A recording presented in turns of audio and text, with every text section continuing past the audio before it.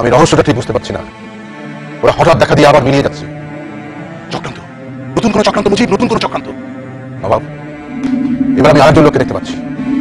এই লোকটিকে আমি চিনতে পেরেছি। এ হচ্ছে মিলন, মির্জাফরের ছেলে মিলন। আমি নবাব থাকাকালে আমার মোশতাহেবি করতো, কুকুরের মতো আমার পা চাপতো। এই মিলনই মোহাম্মদ বেগকে পাঠিয়েছিল আমাকে তারা পক্ষে হত্যা করতে। আমার মা আমেনা বেগম, তাকে বুড়িগঙ্গায় নৌকাডুবি ঘটিয়ে হত্যা করেছিল এই মিলন। না না না না বাবা, এ আপনার মিলন নয়, এ হচ্ছে ডালিম নামের এক প্রতারক দুর্বৃত্ত। সামরিক বাহিনী থেকে চাকরি যাওয়ার পর আমার স্ত্রীকে মারছে। যখন তখন আমার বাড়িতে এসে ঘুরঘুর করতো, সামান্য সাহায্য আর অনুগ্রহ পাওয়ার আশায় আমি তাকে স্নেহ দিয়েছি, বিশ্বাস করেছি। কিন্তু এই প্রতারক দুর্বৃত্ত, এই পছন্দ রেডিওতে আমার আর আমার পরিবারের মৃত্যু সংবাদ সদর্পে প্রচার করেছিল।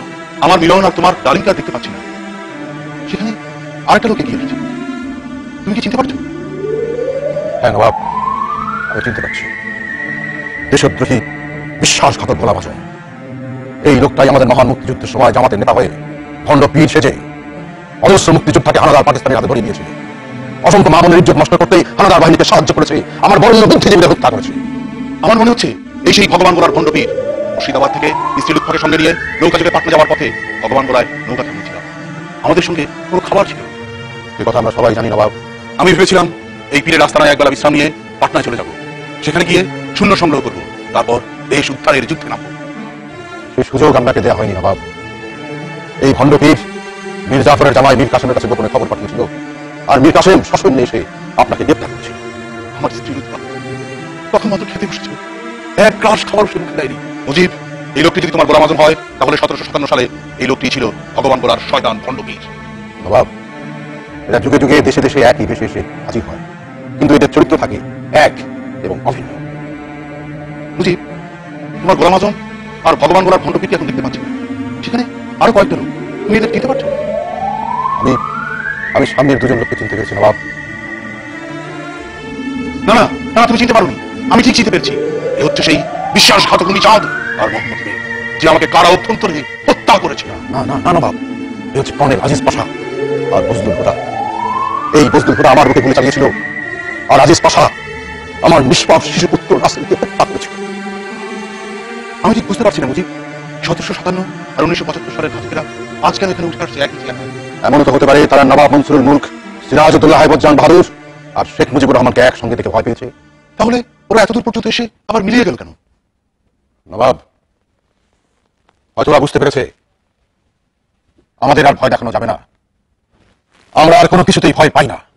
মুজিব, তুমি আমার হাতটা ধরো, চলো আমরা নবাব আলীবর্দী আমার দাদুর কবরে দাঁড়িয়ে প্রতিজ্ঞা করি, বাংলাকে আমরা ভুলব না, বাংলাদেশকে আমরা ভুলব না। আমাদের মৃত্যু নেই, আমাদের ধ্বংস নাই, আমাদের জয় হবেই।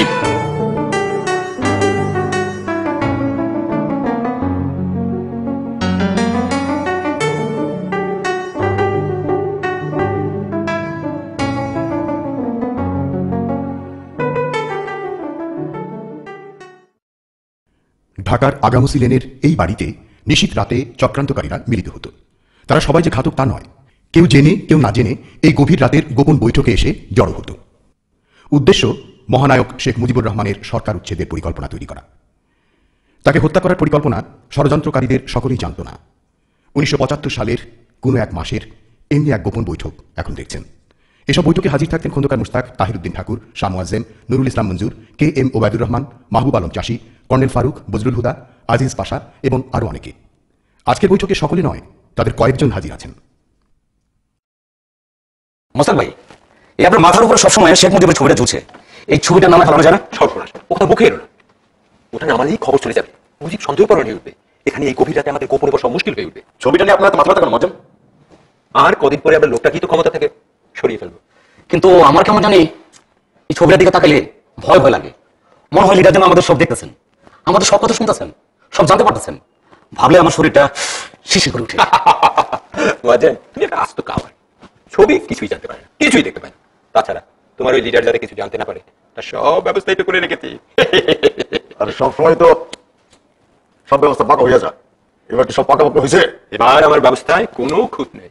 শেখ মুজিবকে এখন যারা ঘিরে আছে সে মনে করে সকলেই তার বন্ধু।